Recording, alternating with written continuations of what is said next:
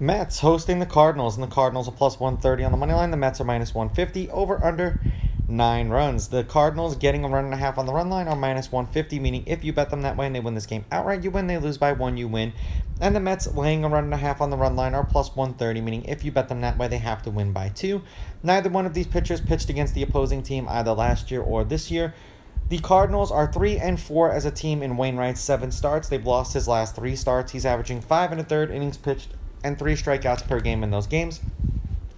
The Mets are 5-4 in Senga's last 9 starts. He's averaging 4 2/3 innings pitched and 5.8 strikeouts per game in those games that he started. Now, that's his last 9 starts, so I understand it says he's 6-3 there, but, food for thought. Head-to-head, the home team is 5-5. The home team's on a 3-game winning streak. The Mets are on a 3-game winning streak. The Mets are 6-4 against the Cardinals in their last 10. The underdog is 6-4 on the money line because, ironically enough, the Mets were the underdog yesterday. The underdog getting a run and a half on the run line is 7-3. There have been 3 one-run games in their last 10 meetings. The over is 6-4 in their last 10. And the over-under at 9 is 5-5 in their last 10. The wind is blowing in at Citi Field from left center field towards the first baseline at 15 miles per hour.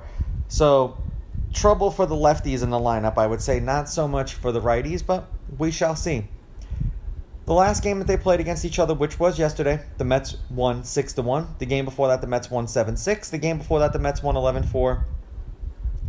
And then the games before that, the Cardinals won 4-3, and the Mets won 3-1. Both of those games were in a doubleheader.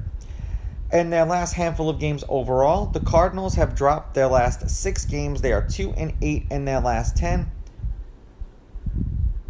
And the under is 5-4-1 in their last 10. We've had 7 runs, 14 runs, 13 runs, and 7 runs.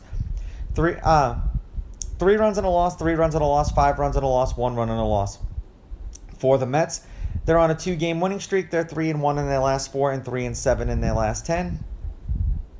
And the under is also 5-4-1 in their last 10. 3 runs, 13 runs, 7 runs, and 7 runs. 1 run and a loss, 6 runs and a loss, 4 runs and a win, 6 runs in a win.